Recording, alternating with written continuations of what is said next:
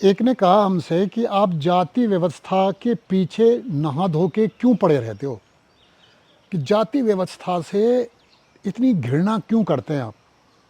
इसके पीछे कारण है, हिंदू जो सोच है ना, ये सोच ऐसी है, जीने दो और जियो।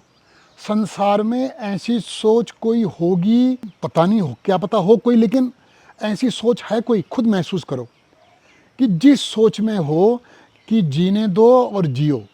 जहाँ हिंदू बहुसंख्यक होगा वहाँ सब अमन चैन से रहते हैं, लेकिन जहाँ हिंदू अल्पसंख्यक होगा वहाँ हिंदुओं पे अत्याचार होना शुरू हो जाता है। हिंदुओं पे नहीं, जो भी वहाँ अल्पसंख्यक होगा उस पर अत्याचार होने शुरू हो जाते हैं। लेकिन हिंदुओं की कमजोरी क्या है? जाति व्यवस्था। हिंदू अगर जाति व्यवस्था से मुक्त हो जाए तो संसार में अमन चैन फैला देगा। महसूस करो, हिंदुस्तान में जहाँ जिस राज्य में, हिंदुस्तान में ही जिस राज्य में हिंदू बहुसंख्यक है वहाँ संविधान भी है, सब अमन चैन से रहते हैं, एक ही मोहल्ले में रहते हैं, एक ही कॉलोनी में रहते हैं जहाँ हिंदू बहुसंख्यक हैं। जहाँ हिंदू अल्पसंख्यक हैं वहाँ हिंदू हिंदुओं पे नहीं और जितने भी अल्पसंख्यक होंगे सब पे अत्याचार होता है। इसलिए इस सोच को संभालना, इस सोच को मजबूत करना, इस सोच को फैलाना, तीन बातें हैं। हिंदू सोच को मजबूत करना, हिंदू सोच को फैलाना, हिंदू सोच को और गहराई पूर्वक धारण करना, यही तो है।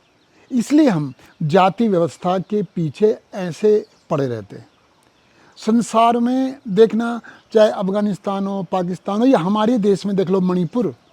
मणिपुर में क्या हाल हो रहा है। दुशासन दुर्योधन को भी पीछे छोड़ दिया। बंगाल में क्या हुआ था कुछ साल पहले, पूरे परिवार को मकान के अंदर जला दिया।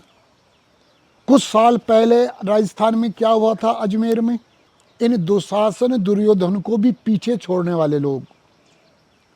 और ये सब पता है क्यों है? ये जाति व्यवस्था से भ्रष्ट राजनीति को फायदा है, जनता को नहीं। जाति व्यवस्था से जातिवाद पैदा होता है, जातिवाद से भ्रष्ट राजनीति पैदा होती है, और भ्रष्ट राजनीति से आतंक, शोषण, गरीबी, जितना भी ये इंसानियत के खिलाफ जो काम है सब भ्रष्ट राजनीति से पैदा होता है। इसलिए हिंदुओं को जागरूक होना पड़ेगा, हिंदुओं को समझना पड़ेगा। अगर धर्म और देश को बचाना है तो जाति व्यवस्था का नाश करना पड़ेगा, जाति व्यवस्था से घृणा करनी पड़ेगी। जाति व्यवस्था से भ्रष्ट राजनीति के अलावा और किसी को लाभ नहीं है।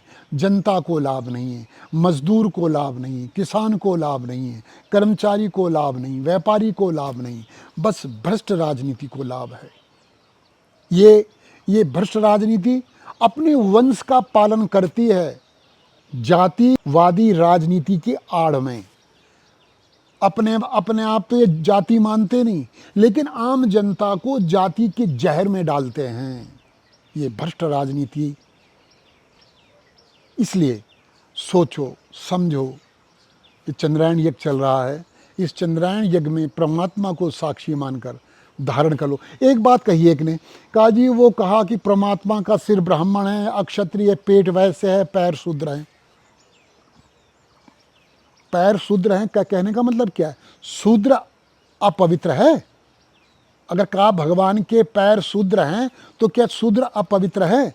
हर जगह क्या होता है? चरणामृत। किसी ने सुना? आँखामृत, नाकामृत, मुँहमृत, कानमृत। क्या कहा? चरणामृत।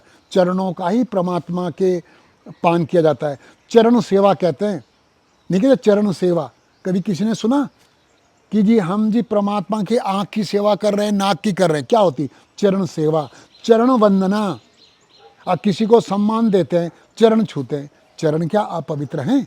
और एक बात ध्यान देना, चरणों से ही गंगा जी पैदा हुई हैं परमात्मा के, तो गंगा जी भी शूद्र हैं। गंगा जी की उत्पत्ति कहाँ से हुई? परमात्मा के चरणों से, तो गंगा जी भी शूद्र हैं। तो गंगा जी सबको पवित्र करती हैं। मेरी बात समझ रहे हो? शूद्र का मतलब होता है बच्चा, छोटा बच्चा। शूद्र का मतलब है अबोध। अब फिर वैश्य, अक्षत्रिय, ब्राह्मण, ये पद हैं, ये पद प्राप्त करने पड़ते हैं। ये हमारे ग्रंथों का अर्थ से अनर्थ किया। मुगलों ने तो ग्रंथ जलाए, लेकिन अंग्रेजों ने कहा ये छुपा लेंगे, याद कर लेंगे, इसलिए जलाने का फायदा नहीं, इसमें मिलावट कर दो। अंग्रेजों ने ग्रंथों में मिलावट की, मुगलों ने जलाए, अंग्रेजों ने मिलावट करी। इसी तरह ये अर्थ का अनर्थ करते हैं। इसलिए समझो, होशियार हो, जागरूक हो। जय मजदूर, जय किसान, जय जय हिंदुस्तान।